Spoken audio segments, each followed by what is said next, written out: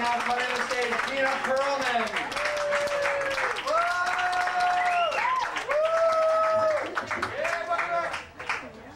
So it's 5:30 on a Saturday evening, and I'm in my apartment doing something I've never done before.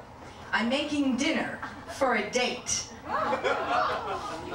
Now, I didn't date because most of the guys that I sort of ended up with, I'm a comic and an actress, and when you're in that world, you don't really date. You just end up with someone at like 2 o'clock in the morning and end up sleeping with them, and that's just how it is. And what's more, I never had anyone to come over to my apartment and, you know, have a meal with me. I had a very small apartment. If you were laying in my bed and you turned your head, it was in the refrigerator.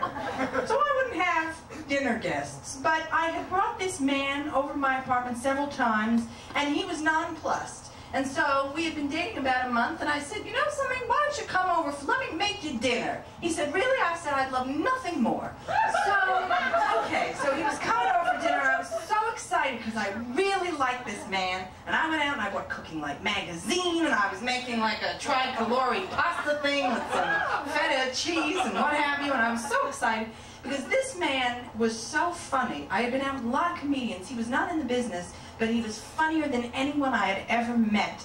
And what's more, just being around him, he was like a ray of sunshine in a dismal, very dismal 2-year period of my life.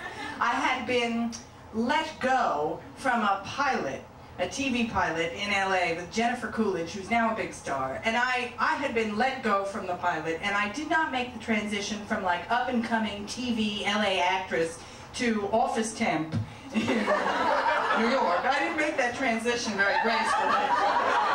So, you know, I was back in the like synthetic outfits from the Strawberry,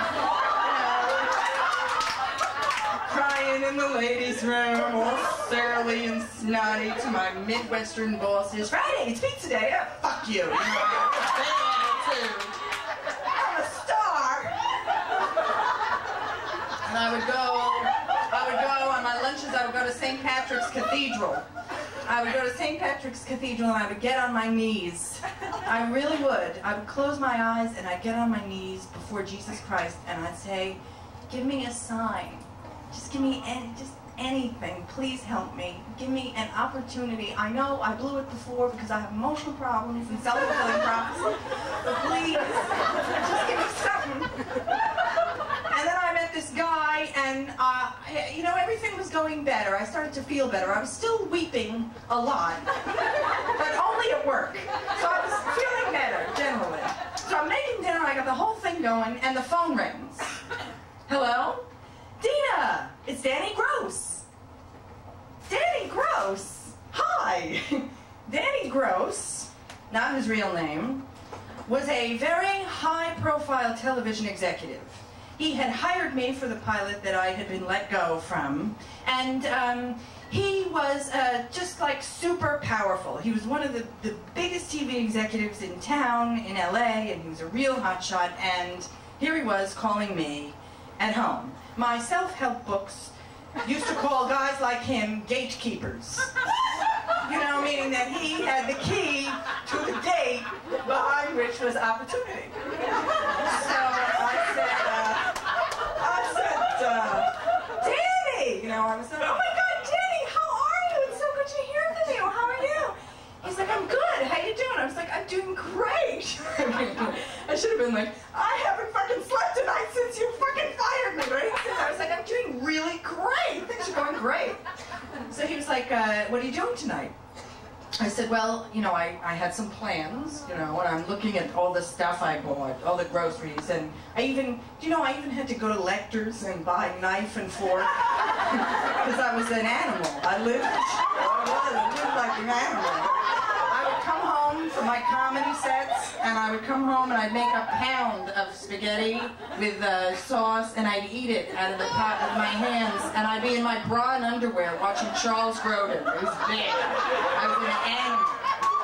So, and I'm looking at knife and fork, you know, that I purchased, and I said, well, you know, I did have some plans, and he goes, well, listen, break 'em. He said, I want you to come to my hotel. and we're going to go to see a Broadway show, and then afterwards we're going to get some dinner, and then I want to catch up, you know, let's have drinks, let's hang out, I haven't seen you in so long. And I was like, yeah. And I started thinking, how am I going to tell this wonderful, wonderful guy that I am not going to be able to go out with him?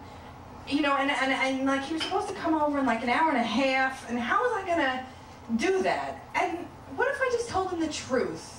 Like, wouldn't he have to understand, really? Because look at my situation. You know, the cable has been cut off because I cannot pay the note. The phone is the next to go. I'm living in a shit box, and you know something? I can't do it. I try to play by the system where, you know, you show up for an audition, you come out your good wig, you show up in your nice outfit, and you audition. And it's not working. I need the extra help of somebody like a Danny Gross, who said, no, Dina Pearlman doesn't have to audition. Dina Pearlman's in. You know, this was a man who was in a position, development deals and holding deals. He would give out these development deals to people I knew for $300,000, $400,000, $500,000. And you'd be set for a while. I mean, this was really a gatekeeper. You know, I needed this opportunity. But then it occurred to me, well, what if it's the casting couch? What if he expects me to give him, you know, my body? Because I had never actually been invited to sit on the casting couch before. Not for lack of trying. I mean, if somebody had offered, but I didn't know that was an option. I didn't know you could do that. No one ever asked, frankly. I have an acquaintance who used to be kind of a friend, but she took advantage of the casting couch many times. She slept with a lot of top Hollywood people, and she's gotten very far. No one had ever offered this opportunity. And I didn't know, like, if it was the casting couch, how would I, like, negotiate it? You know what I'm saying? Like, would I work Danny Gross up into a lather? You know, would I really get him going? And then, just before coitus, would I pull back and exact promises from him? And I'd say, I want a development deal. I don't want to have to audition anymore. Like, and then only then that I got him to agree, would I then give up? And then what if he didn't collect on the promise? How do I cash that check? In other words, you can see, it's not a natural decision for somebody like me to do this sort of thing. So, I just was not sure what to do, and any actor would have to be an idiot to turn Danny Gross down for an evening out. And then something came to my mind. An actress named Lisa Biggs, not her real name. She was somebody who was like on my level, you know, trying, getting older, you know. She was also a comedian. She wasn't especially funny, but she had kind of an interesting thing going on, and she would get up on stage in this like tiny little kilt and a little top, and she had a very heavy southern accent, and like she got on stage kind of high-pitched and her face was all oily, and it was very unsettling to watch her. Like myself, she had emotional problems. And anyway, I remembered somebody told me that Lisa Biggs had ended up with Danny Gross like a year before, and it was the same situation. It was like a weekend at the St. Regis, basically. And a year later, she was still in the same shitty position that I was in. And so here I was trying to determine, how am I going to get out of my misery? Do I go with Danny Gross, who maybe can help me, but maybe he can't, and maybe I don't know what to do with this opportunity anyway, or do I go with this guy who I really like? And I said to him, I said, Danny, I'm sorry. I'm not available. I have plans, and they cannot be broken. I said, are you around tomorrow night? And he said, no, I'll be back on a plane. I said, very well then I'm sorry. And he said, so am I. And he hung up. That was the last time I have seen or spoken to Danny Gross.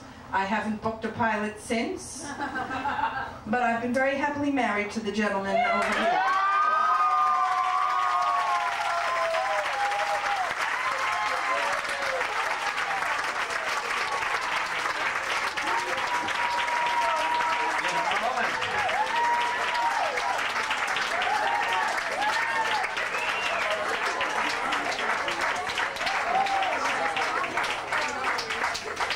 way, another criterion for judging these stories is moral value.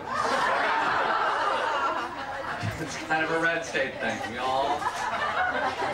That wasn't, you know, I don't want to comment on the story because I don't want to affect the judging in any way, but I love the world of Dina Pearlman because, you know, at the Moth, we hear these stories that are set in places like West Texas and Namibia, and when Dina gets up here, it's always lectors, the strawberry, you know. It's like I just love Dina's world. I'm sorry, I just do. This is somebody going by the name Bo Mo. Is that true? Is that a real? Is that